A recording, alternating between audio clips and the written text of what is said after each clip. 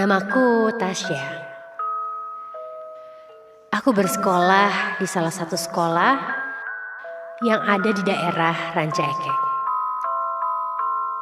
Aku ingin menceritakan pengalamanku tepat 1 tahun yang lalu, ketika aku masih sekolah di sana. Jujur, saat itu aku adalah siswi yang lumayan terkenal di sekolahku. Karena aku termasuk orang yang temperamen, aku sangat mudah terpancing untuk marah. Sehingga kemudian membuat masalah.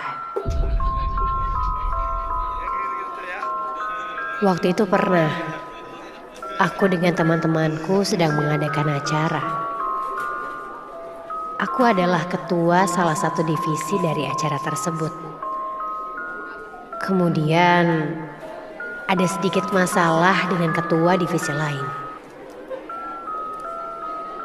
Saat itu kami langsung membicarakan masalah kami di kantin sekolah.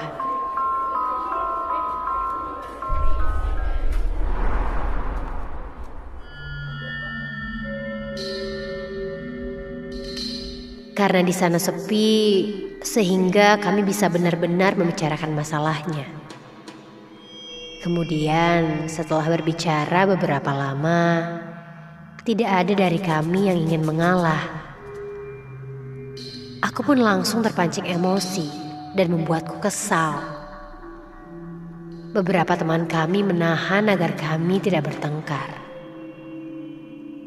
Dan saat itu, aku berkata sangat sompral. Aku bilang, "Kenapa lu gak suka sama gue? Gue gak takut ya sama lu. Jangan mentang-mentang gue cewek, lu bisa seenaknya. Sorry, gue gak takut. Sama setan aja gue gak takut. Apalagi sama lu doang."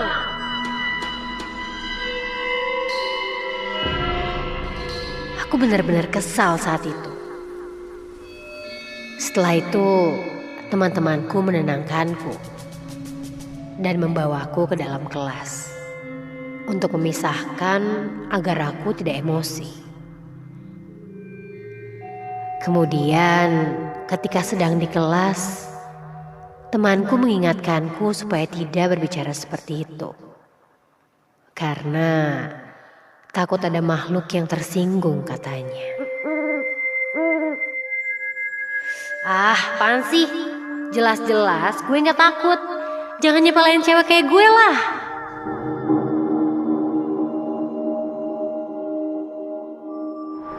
Ya, itu jawabanku atas ketakutan temanku.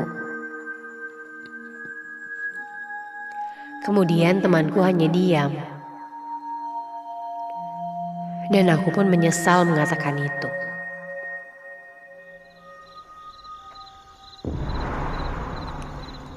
Singkat cerita, setelah kejadian itu, acara pun berjalan. Walaupun ada beberapa hal yang harus dievaluasi. Setelah acara kami selesai, kami melakukan eval sampai malam. Aku ingat sekali, malam itu jam 11 malam. Setelah selesai evaluasi, akhirnya kami pun bersiap-siap untuk pulang ke rumah masing-masing. Kemudian aku tersadar bahwa aku memarkirkan motorku cukup jauh karena tadi pagi tidak mendapat tempat parkir yang mudah dijangkau. Saat sedang berjalan menuju motorku,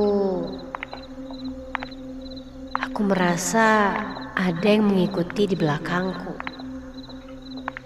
Dan aku terfikir akan kata-kataku yang menantang keberadaan makhluk halus. Namun, ketika aku baru sampai di parkiran, loh, kunci motorku tidak ada.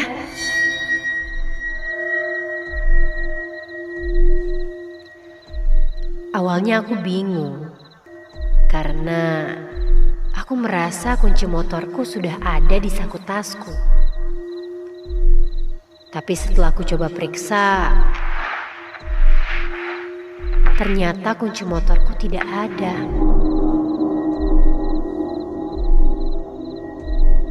Apa mungkin terjatuh ya di kantin saat aku bertengkar tadi?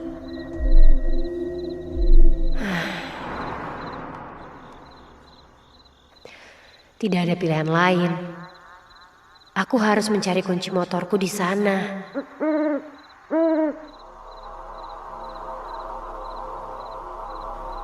Akhirnya aku kembali ke kantin. Sebenarnya aku merasakan ada sesuatu yang janggal. Tapi aku harus tetap kembali ke sana. Daripada aku tidak bisa pulang. Sampai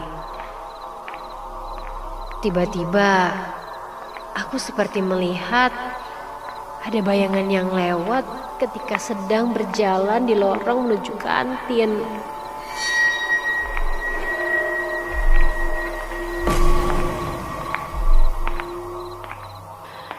Aku pun buru-buru menuju kantin. Kemudian ketika aku sampai di kantin, aku mencari di mana kunci motorku. Tiba-tiba lampu kantin seperti akan mati. Aku langsung ketakutan. Dengan buru-buru mencari kunci motorku. Dan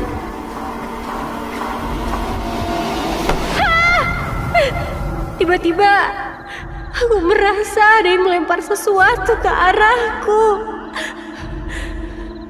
Namun saat aku menengok,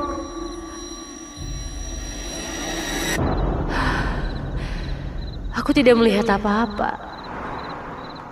Aku pun kembali mencari kunci motorku dan mencoba untuk menghiraukannya. Mungkin sugestiku saja. Dan tiba-tiba barang yang dilempar itu jatuh tepat di depan mataku. Dan itu adalah kunci motorku. Karena ketakutan, aku langsung mengambil kunci motorku dan bersiap untuk lari meninggalkan kantin itu. Namun saat aku menengok ke belakang, astaga! Aku melihat sosok kuntilanak serba hitam yang sedang berdiri di dekat lorong pintu keluar kantin. Aku terdiam takut saat itu. Tapi tidak ada pilihan lain. Aku pun berlari melewati sosok kuntilanak tersebut dan berlari untuk keluar.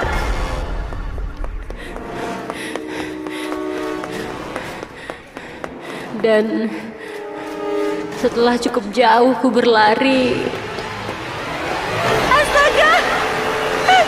Kini kulihat sosok itu sudah menungguku di parkiran. Dan kali ini tiba-tiba dia menengok ke arahku. Aku terdiam kaku, tak bisa bergerak. Aku melihat tatapan yang sangat tajam dan dia seperti melotot dendam ke arahku. Aku pun langsung menutup mataku karena ketakutan. Maaf. Aku bingung harus berbuat apa. Aku pun meminta maaf jika perkataanku sebelumnya sudah membuat kuntilanak itu marah. Sampai ketika tiba-tiba suasana pun hening. Aku membuka mataku.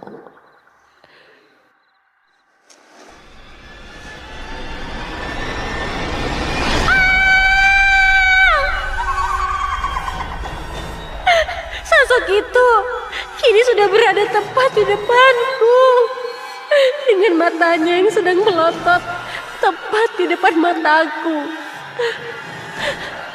Dan sejak itu aku tidak ingat apa-apa lagi.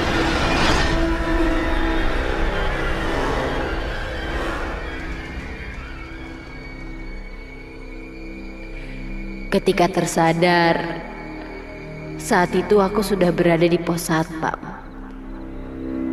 Pak Satpam menceritakan bahwa tadi dia menemukanku pingsan di parkiran. Selama beberapa waktu, aku masih sering menemui kuntilanak itu di dalam mimpiku. Sampai akhirnya aku sadar. Aku tidak boleh sompral lagi. Aku tidak boleh berbicara seenaknya. Apalagi sampai meremehkan keberadaan makhluk lain.